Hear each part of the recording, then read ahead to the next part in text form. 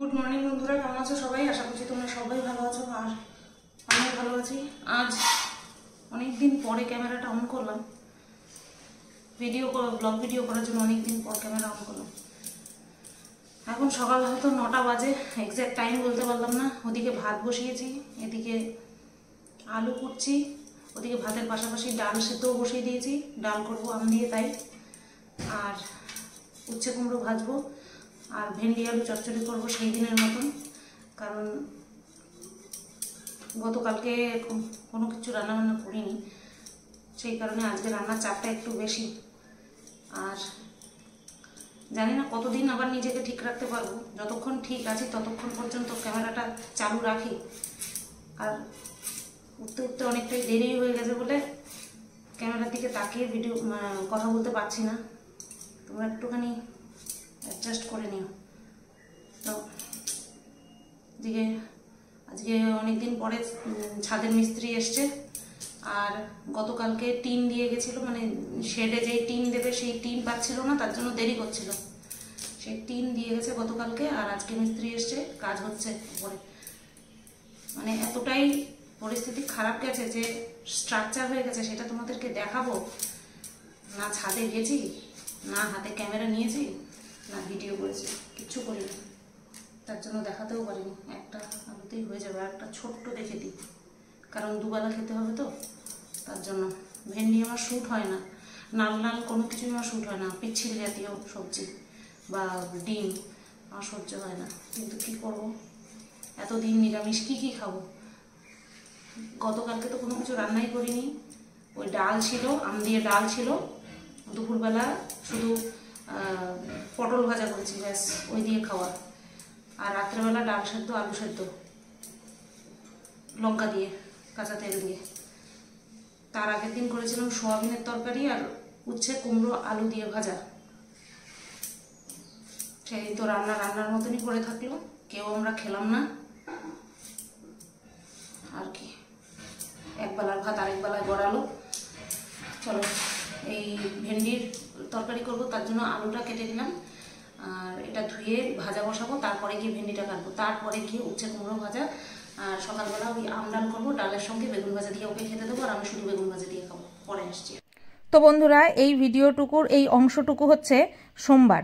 তো এই সময় শেরুকে আমি কোলে নিয়েছিলাম, তার জন্য পুরোটা কি শেয়ার করতে পারিনি। আর শেরু আমার কোল থেকে ঝাঁপিয়ে নেমেই মিঠুদিকে একদম অ্যাটাক করেছিল।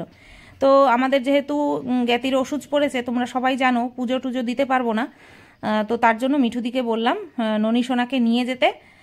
আর আলাদা করেই রাখা হয়েছিল ওকে, আগের দিনই আলাদা করা হয়েছিল, যেদিন আর কি গত হয়েছেন আমার ভাসুরমশাই। তো সেই কারণে মিঠুদি এসেছিল। আর ওই যে দেখো, শেরু ছাড়া পেয়েই আমার কোল থেকে নেমে পড়ে মিঠুদিকে অ্যাটাক করছে, কিছুতেই ননীকে নিয়ে যেতে দেবে না। হ্যাঁ, তো বন্ধুরা, বাজে 10টা 3। কি অবস্থা মাথার! 10টা 3 বাজে, আর আমার রান্নাবান্না সব কমপ্লিট হয়ে গেছে। বর খাওয়া দাওয়া করে কাজে চলে গেছে, ওই যে ওপরে আওয়াজ হচ্ছে। তো এখন আমি খাবো আর শেরু বাবা খাবে। তো চলো ব্যাক ক্যামেরা অন করে একটুখানি দেখিয়ে দিই, কিচ্ছু দেখানোর টাইম পাইনি। এই যে এখানে দেখো, ওপরে বেগুন ভাজা রাখা আছে, এই 2 পিস বেগুন ভাজা দিয়ে আমি খাবো সকালে। আর নিচে ওই যে ভেন্ডি আলু চচ্চড়ি, একদম গামাখা মতন করেছি। আর এখানে আছে উচ্ছে কুমড়ো ভাজা, আজকে উচ্ছে আর কুমড়ো আলাদা আলাদা ভেজেছি, ঠিক আছে। নিচে আছে কুমড়ো, আর উপরে হচ্ছে উচ্ছে। আর এইদিকে ডাল আর এখন লাগবে না, ওর জন্য ডালটা আমি ঝুড়ির তলায় রেখে দিয়েছি। আর এই যে বাসনপত্র গোছানো হয়নি, বাসনপত্র গোছাবো, আগে খাওয়া দাওয়া করে নিই তারপরে। তো দেখো বন্ধুরা, রান্নাঘর পরিষ্কার করে নিলাম।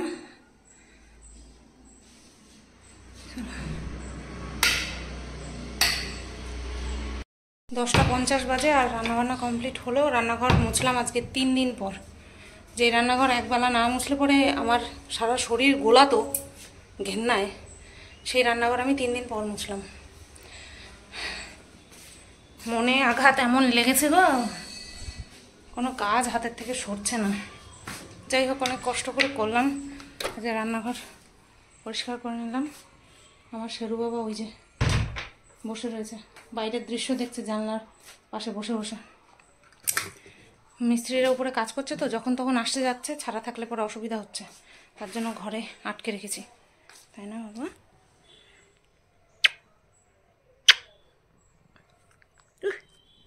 আদরই করতে দেয় না, মুখটা সরায় নেয়।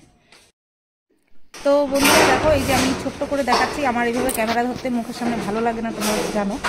তো এই যে দেখো, এই যে এইভাবে টিনগুলো ওঠাচ্ছে, ঘর দিয়ে তো নিয়ে যাওয়া সম্ভব না, তাই এইভাবে নিচের থেকে দুজন ফেলে দিচ্ছে, আর ওপরে দুজন আছে তারা নিয়ে নিচ্ছে ছাদের থেকে। তো এইভাবেই দেওয়া নেওয়া হচ্ছে। আর এই টিনগুলো রাখা হয়েছিল আমাদের সামনের দিকের উঠান বলো পিছনের দিকের উঠান বলো, অনেকটা জায়গা জুড়ে, তো তার জন্যই। আর এই যে দেখো, আমি তোমাদেরকে দেখাচ্ছি, দড়িটা এই দিকে মেলা থাকে, যে টিনগুলো ওঠানো হচ্ছে আর কি, কথা বেঁধে যাচ্ছে, তার জন্য জামা কাপড়গুলো দড়ি দিয়ে ওইভাবে মেলে দেওয়া হয়েছে। এই দড়িটা কে মেললো আমি জানি না এইদিকে, যাই হোক যেই মেলেছে। তো আমি এবার যাচ্ছি আনতে। এখন কিন্তু ওই যে তোমাদেরকে যে দেখালাম না টিন তুলছে, তার কিন্তু অনেক পরে আমি যাচ্ছি। ওরা তো কাজ করে বাড়ি ঠাড়ি চলেও গেছে, কতটুকু করেছে না করেছে সেটা আমি মানে আজকেও তোমাদেরকে দেখাতে পারিনি, মানে ছাদে যাওয়াই হচ্ছে না। তো এই ক্লিপ দিয়ে আটকানো ছিল, তাই ক্লিপ দিগুলো খুলে নিয়ে তারপরে নিয়ে আসি। একদম গেটের মুখটার মধ্যে দেখতে ভালোও লাগছে না, কিন্তু কিছু করারও নেই, ছাদেও দেওয়া যাচ্ছে না, আবার এদিকে সোজাসুজি মেলা যে থাকতো উঠোনে সেটাও করা যাচ্ছে না, কি আর করা যাবে।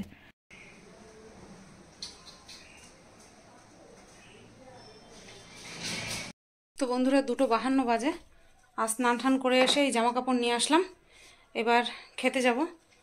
তো চলো খাওয়া দাওয়া করে নিই। বড় ফোন করেছিল, বললো ভেন্ডির চচ্চড়িটা ভালো হয়েছে, কিন্তু একটু বেশি স্পাইসি হয়েছে, মানে ঝালটা একটু বেশি হয়ে গেছে, হতে পারে, কারণ শুকনো শুকনো তরকারি তো, নিরামিষ একটু ঝাল ঝাল না হলে না খেতে পারবো না, কারণ আমি তো একেবারে মাংসাশী, ঘোর মাংসাশী, কী বলে ওটাকে, মেছো প্রচণ্ড পরিমাণে। তো আমার খুব কষ্ট হচ্ছে, সত্যি বলছি, মাছ ছাড়া মাংস ছাড়া আমার ভীষণ কষ্ট হচ্ছে, কি করবো, মানতে তো হবেই, তো তার জন্যই আর কি। তো চলো খাওয়া দাওয়া করে নিই, তারপরে আবার আসছি। খাওয়া দাওয়া করে ইচ্ছা আছে ছাদে গিয়ে তোমাদেরকে দেখানোর কতদূর কি হয়েছে।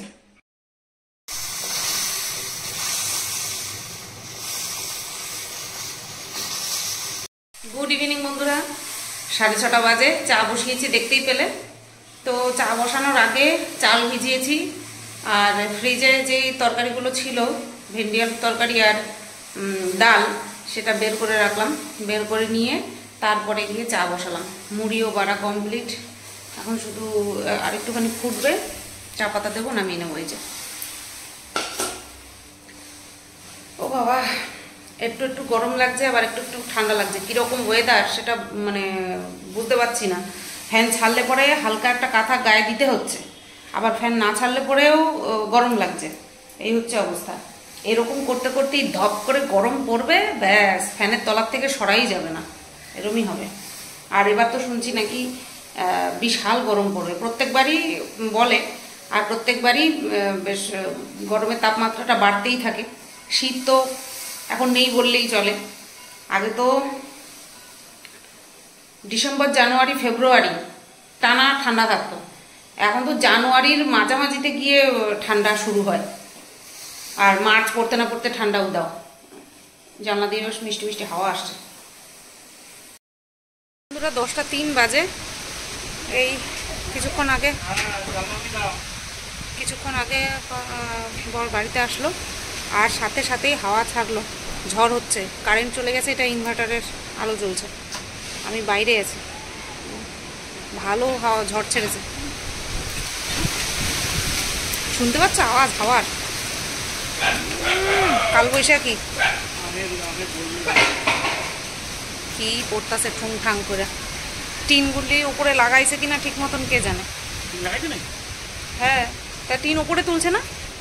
হ্যাঁ যাই, এই টিফিন বাটিগুলো মাজি, আর শেরুর আগে খাইয়ে নিই, তারপরে আমরা খাবো। হাওয়াটা কিন্তু হেভি লাগছে, মারাত্মক মিষ্টি মিষ্টি হাওয়া। বাবা ইনভার্টারে চলছে, এত লাইট জ্বালায় লাভ নেই, সারা রাত, এই বাবা আসো না, সারা রাত চলতে হবে, কমসে কম ফ্যানটা তো চালাতেই হবে। তো বন্ধুরা এই দেখো, এই জানলাটা খুলে রেখেছি, ঠান্ডা হাওয়া আসছে, কারণ ফ্যান ছাড়লাম না, রাত্রেবেলা তো সারা রাত ফ্যান চলবেই। 11:30 বাজে, একটু বেশি, ওই 11:32 মতন বাজে। কন্ট্রোভার্সি চ্যানেলের ভিডিওটা শেষ করলাম, স্ট্যান্ডটা দেখালাম, শেষ করলাম। আর তাই ভাবলাম ব্লগ ভিডিওটাও শেষ করে দিই। তোমাদেরকে বলছিলাম যে ওপরে গিয়ে কতটুকু কাজ হয়েছে দেখাবো। আমার খাওয়া দাওয়ার পরে আর মনে নেই, ওই এসে শুয়ে যে পড়লাম ব্যাস, ওই শুয়ে শুয়ে মোবাইল ঘাঁটতে ব্যাস ঘুমালামও না। না একটুখানি আধা ঘন্টার জন্য মনে হয় চোখটা বন্ধ করেছিলাম, তারপরে আর ঘুমটুম আসেনি। আজকে সারা দিন ধুলির ছেলেপেলেগুলো প্রচণ্ড পরিমাণে চিৎকার করেছে, প্রচণ্ড পরিমাণে। উকিলের সাথে কথা বলছি ফোনে, তাতেও চিৎকার করে যাচ্ছে। আমি বুঝতে পারছি উনি একটুখানি বিরক্ত বোধ, কারণ স্বাভাবিক, কানের মধ্যে জরুরি কথা বলছি, সেখানে কুকুর যদি চিৎকার পাৎকার করে, কী হয়েছে কি জানে, দলিত ছেলেপেলেগুলো খুব মানে বদমাইশ হয়েছে, খুব চিৎকার করে। তো যাই হোক, কালকে একদম আমি যদি নাও পারি কর্তারে বলবো একটুখানি গিয়ে ভিডিও করে নিয়ে আসতে, কত দূর কী হয়েছে সেটা দেখো। আসলে ছাদে যেতাম আগে হচ্ছে জামা কাপড় নিয়ে আসার জন্য, এখন তো ওই বাইরে থাকে জামা কাপড়, তার জন্য ছাদে যাওয়াই হয় না। চলো, এই ভিডিওটা এই পর্যন্তই রাখলাম। সবাই তোমরা ভালো থেকো, সুস্থ থেকো। আমি যে ব্লগ ভিডিও করছি এই আমার জন্য অনেক, ক্যামেরা যে হাতে নিয়ে ব্লগ ভিডিও করছি।